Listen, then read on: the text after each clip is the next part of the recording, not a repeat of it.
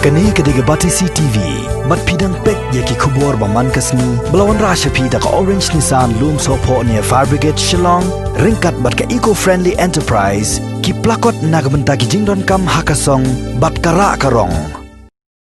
Ki South League sang balang na po ka rilom jaintia ki bakantop ya ka Southern Border Youth Welfare Association, ka Jaintia Student Movement, ka Jaintia Youth Federation, ka Northeast Indigenous People Federation, bat ki South League snong pat ki bakantop ya ka snong satai lada wapong penur keba bat ka Dain Satlang ki badan hapo upur usam jong ka East Jaintia Hills District kita dawa na ka Jaintia Hills Autonomous District Council bahkan pendam no mardor ya ka no objection certificate bala ai syaki bor peniat karkhana ya ka bala tip kum ka unique industry coke plan ka badan hapo upur usam jong kita ki South snong ya ka bala sedang man pentre wat apa dengan jing persyak ka bejor jong ki pat ba na kini ki South League snong ha kini ki jingalang da ka wi ka sor kini ki sang phalang lembat ki pat ba jong ki South League snong kila rai ban thau da ka joint action committee na ka benta ban persyak ka jing snai kini ka coke plan ha kini ka than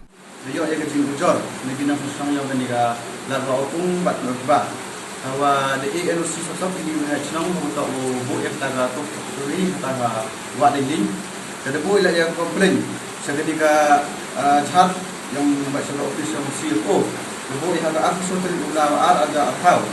dan hadir war bu yang ini komplain yang CFO dan personnya support bu kra etai dan re seperti yang menyelam kau memang yo one week di office yang CFO di bentar nekam di hak ini COVID-19 dan ketika kita yang mengenai punya ada atau dari siang CFO dan mana pun dari wada yo ia report no dan ia ga kecubap no untuk dapat ia ga NOC na official besar untuk yang tak tahu dan yang ini sebenarnya ia ketika jika yang besar di hak tebu ia kini komplain pada arus keluar jadi dapat ia ga NOC benar boleh hari itu benar boleh ada apa dewa mungkin sekarang ia kini komplain di hak lembaga sipil yang tak di lembaga dimukit yang ini nasional apa yang ini sosial Long Jerman, lagi juga join komite. Aku orang tanggung biji seperti yang juga komite dia. Wah, kalau kau rim, wah kalau